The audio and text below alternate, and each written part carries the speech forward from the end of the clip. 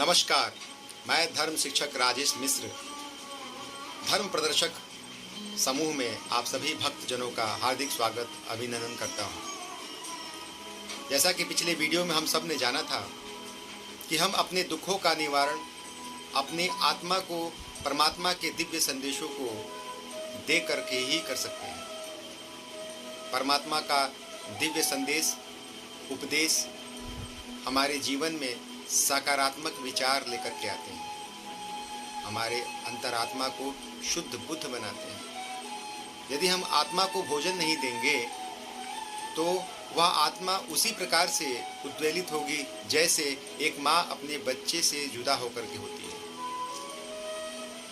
एक छोटा सा बच्चे को यदि माँ से यदि वियोग होता है, दूध पीते बच्चे को, तो कितना उसे दुख होता है उसकी आत्मा जानती है।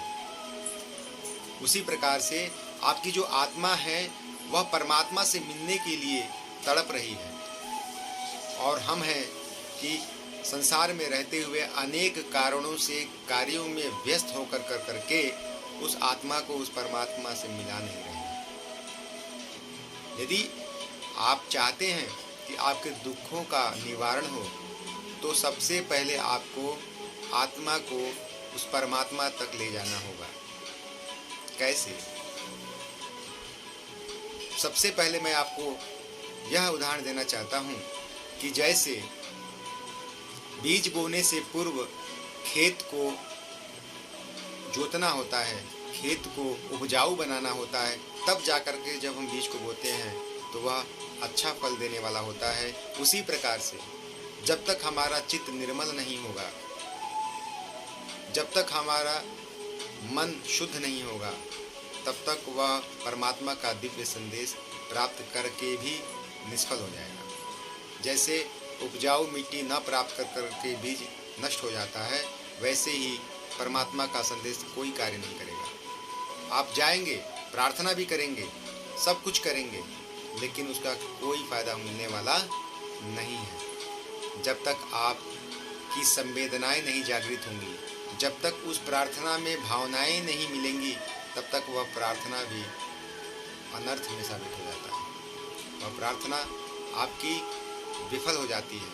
आपकी भावना प्रधान जो प्रार्थना होती है, चाहे वह मंत्रों के माध्यम से हो, चाहे वह विचारों के माध्यम से हो, उस आत्मा से परमात्मा को जोड़ कर करके भावनाओं से ही प्राप्त किया जा सकता है उसकी शक्ति। उसी प्रकार से मैं आपके चित्त को निर्मल करने के लिए परमात्मा के दिव्य संदेश को बैठाने के लिए उपस्थित हुआ हूँ। आप सबका आशीर्वाद इसी प्रकार से नित्य निरंतर बना रहे। आप लोग चाहते हैं कि अपने जीवन में दुखों का निवारण हो, तो अधिक से अधिक लोगों को जोड़ कर करके स्वयं भी और दूसरों को भी सहयोग करें। दूसरे को भी सहयोग करेंगे इन सब चीज़ों को समझने में, तो निश्चित रूप से परमात्मा आपको भी समझेगा। जिस प्रकार से एक प्रसंग आता है कि राजा रंती देव थे। संक्षेप में मैं इस कथा को कहूँगा क्योंकि वीडियो लंबा हो जाएगा। राजा रंती देव थे, उन्होंने प्रजा के सुख के लिए प्रजापत्य का व्रत रखा था। जब राज्य में अकाल पड़ा था तब उन्होंने लगातार बिना खाए पिए कठोर तप करके जब उसकी पूर्णाहुति हुई, तब परमात्मा भी प्रसन्न हुए थे। अनेक प्रकार के परीक्षाओं को रंती देव को देना पड़ा था। परमात्मा ने उनकी परीक्षा ली थी अनेक प्रकार के दुखों को देकर। जब व्यक्ति के जीवन में दुख आता है तो वह परमात्मा का परीक्षण अनुसंधान बन करके रहता है। उस परीक्षण में, उस अनुसंधान में आपको सफल होना है। धीरे धीरे परमात्मा भी सोचेगा, आपका जो कर्म है, धीरे धीरे जो पूर्व कर्म है, कर्म भी 3 प्रकार के होते हैं, प्रारब्ध, संचित और क्रियमाण। इस पर कभी लंबा वीडियो बन जाएगा, कभी समझाएंगे। तो कर्मों के कारण ही तो हम दुखी हो रहे हैं। जैसा कि निषाद राज को लक्ष्मण जी समझाते हैं, कहते हैं कि काहू न को सुख दुख करदाता, नृजकृत कर्म सब भ्राता, निज कृत कर्म भोग सब भ्राता। कि हे निषाद राज भाई, कोई किसी को इस संसार में दुखी नहीं देता, दुख नहीं देता है। व्यक्ति स्वयं के कर्मों से ही दुखी हो रहा है। हम, आप या विश्व का कोई भी जीव दुख यदि प्राप्त कर रहा है तो वह उसके स्वयं के कर्मों के कारण ही हो रहा है। क्योंकि कर्म प्रधान विश्व रचि राखा, जो जस करहि सो तस फल चाखा। गीता में भी भगवान श्री कृष्ण अर्जुन से कहते हैं, क्या कहते हैं कि क्लैब्यम मा अस्मा गम पार्थ नैतत्व उपपद्यते, क्षुद्रम हृदय दौर्बल्यम त्यक्तो तिष्ठ परंतप। गीता के दूसरे अध्याय का दूसरा श्लोक। कितना सुंदर उदाहरण देते हैं भगवान। कहते हैं कि हे अर्जुन, क्लैब्यम स्म गम पार्थ, पार्थ अर्जुन के लिए यहाँ पर उद्बोधन हुआ है कि हे अर्जुन, अपने हृदय के अंदर नपुंसकता को कब से प्राप्त हो रहा है? ये दुर्बलता भरी भावनाएं कब से आ गई तेरे जीवन में? क्लैब्यम मा स्म गम पार्थ, इस नपुंसकता को कब से प्राप्त हो गया तुम? इससे तुझे बाहर आना होगा। किस मोह में पड़ा है तुम? संसार में जो भी जीव आता है उसका एक ही उद्देश्य है, मुझे प्राप्त करना। चाहे वह विश्व में कितनी भी संसाधन प्राप्त कर ले, यदि वो मुझे प्राप्त करके नहीं गया तो उसका यहाँ पर आना इस धरा पर व्यर्थ है। इस मोह से बाहर निकल, और तू जिसके लिए मोह कर रहा है कि मेरे स्वजन हैं, उनका शरीर जाएगा, आत्मा थोड़ी जाएगी। आत्मा तो उसकी अजर और अमर है। आत्मा के विषय में भी दोस्तों मैं अलग से एक वीडियो बनाऊंगा। यहाँ पर हमारा मूल उद्देश्य है दुखों का निवारण करना। जैसे भगवान श्री कृष्ण अर्जुन के मोह को दूर कर रहे हैं, अर्जुन को जगा रहे हैं।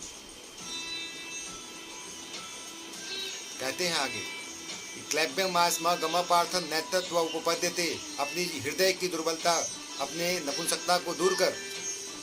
क्षुद्रम हृदय दौर्बल्यम त्यक्तो तिष्ठ परंतप, अपने हृदय की दुर्बलता को, क्षुद्रता को दूर कर। हे अर्जुन, हे परंतप। परंतप का अर्थ यहाँ पर बहुत सुंदर होता है, अर्थ होता है, कहते हैं भगवान श्री कृष्ण अर्जुन से कि परंतप।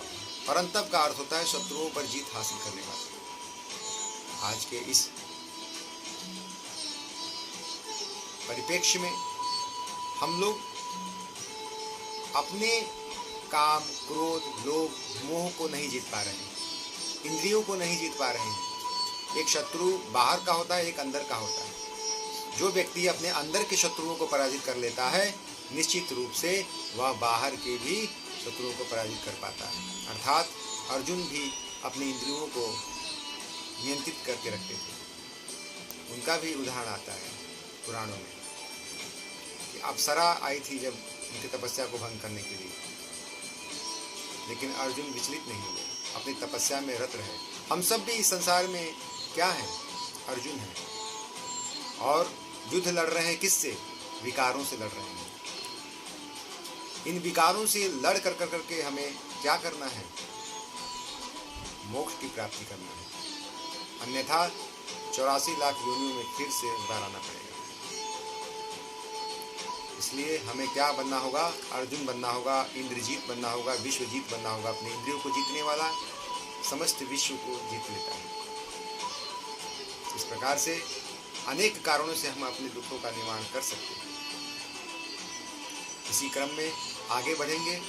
उससे पूर्व मैं एक सूचना भी देना चाहता हूँ आप सबको कि परमात्मा के दिव्य संदेशों को सुनने से पूर्व अपने आप को श्रद्धा और विश्वास के साथ मुझसे जुड़ जाइए। मैं एक ऐसे मंच को आपके सामने रखने जा रहा हूँ जो आपको स्टेप बाय स्टेप पूरे भागवत सुनाएगा। स्टेप बाय स्टेप आपको पूरी गीता सुनाई जाएगी। हनुमान चालीसा के अर्थों के साथ आप लोगों को विधिवत समझाया जाएगा, आध्यात्मिक ज्ञान के साथ। आज के परिदृश्य में हमें किस प्रकार से धर्म का सहारा लेकर करके आगे बढ़ना है, उसके बारे में भी आपको दर्शाया जाएगा। आप सबका मुझे प्यार मिल रहा है, इसके लिए बहुत बहुत धन्यवाद, बहुत बहुत साधुवाद। आप सबको पुनः प्रणाम करते हुए मैं धर्म शिक्षक वंदन करता हूँ। जय श्री राम। प्रणाम।